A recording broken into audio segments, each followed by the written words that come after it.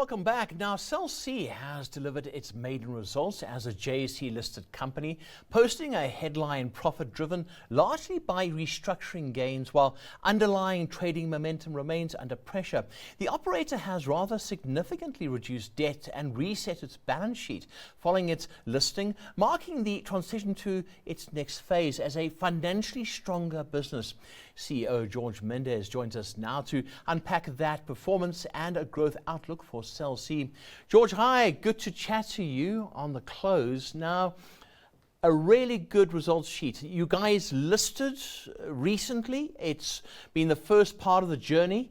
What's making your balance sheet look like it is? Because this is a strong showing. Yeah, thank you very much. I think it's critically important to note we listed on the 27th. So if we look at the trading, 27th of November 25 last year. So if we look at the trading period, it's literally 4 days after that, which is the period we're talking about. So what you'll see is you'll see the old Cell C, if you like, from an income statement point of view, and the new Cell C with a fundamentally deleveraged balance sheet. And I think that's an important message because one of the fundamentals from this is the restructure has been a multi-year restructure, which has fundamentally reduced the balance sheet or deleveraged the balance sheet. And those were the 4 debt-to-equity instrument conversions that were done pre-listing. So that's a fundamentally different position, which now allows us a solid foundation from which to build from. And if you look at our underlying business, the different lines of business, we think that we've performed really well in a fiercely competitive market. So that's across all of our lines of business. So a stronger capital position, access to capital now, a stronger balance sheet with a solid underlying business positions us really good for the future. Yeah. Looking at those lines of business, I mean, we've got your wholesale business. That seems to be where the growth is. Take us through that. What are you concentrating on? Yeah, thank you very much. So wholesale is inclusive of MVNOs, but not exclusive to MVNO business. We have other business in there. But the MVNO business is growing very nicely. We've seen the subscribers on the MVNO HLR at 5.1 million, and that's got substantial growth. That's in 22.5% revenue growth. If you look at the period, we are guiding that will continue to grow above 20. So I think that's really strong. It's obviously a fundamental platform for us, and we leverage the total ecosystem with the partnerships that we have, the very strong brands that we have in play. But we also have very good performance, a super resilient performance in prepaid. If you look at the context on prepaid, we've grown net revenue 1.6%, and that will continue to improve into the second half. Against, as I said, a fiercely competitive market where some of the incumbents are going negative in this line of business. So we're showing positive growth, which bucks the trend a little bit. And then with postpaid at 2.3% on the net revenue growth, that's at the beginning stages, and we'll see that improvement also come through in the second half, given that we now bed down the CEC integration, which traditionally is the postpaid business. Yeah. See, that's the interesting part.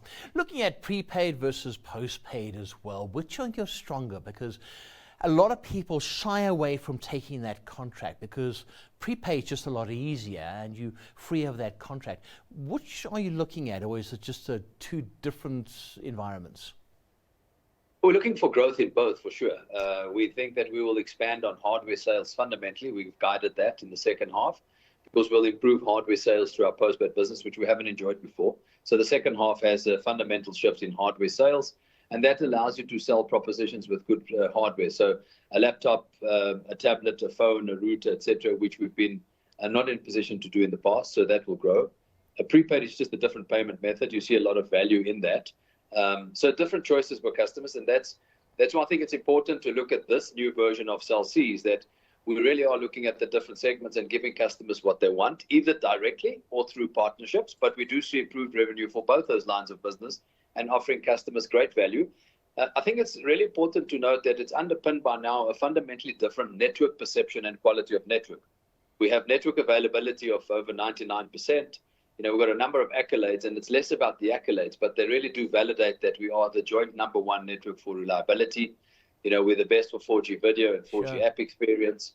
And these are foundations for customers to gain super confidence and really translate that into enterprise value so that we can actually execute on these lines of business. Yeah. I mean, the restructuring of Cell C, it's been I won't say tricky, but it's been a very difficult route.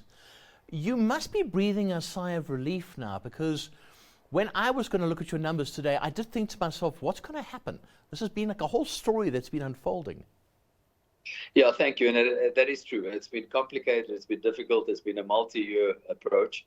We're really glad that we've managed to do that through all the conversion instruments pre-IPO and the flip-up agreements. And so going forward, it does look cleaner. It looks a lot more simpler financially. I do need to stress that this is the half year. So for the second half, you're going to see a much cleaner position. But when you consolidate for the total year numbers, you're still going to have the first and second half differences.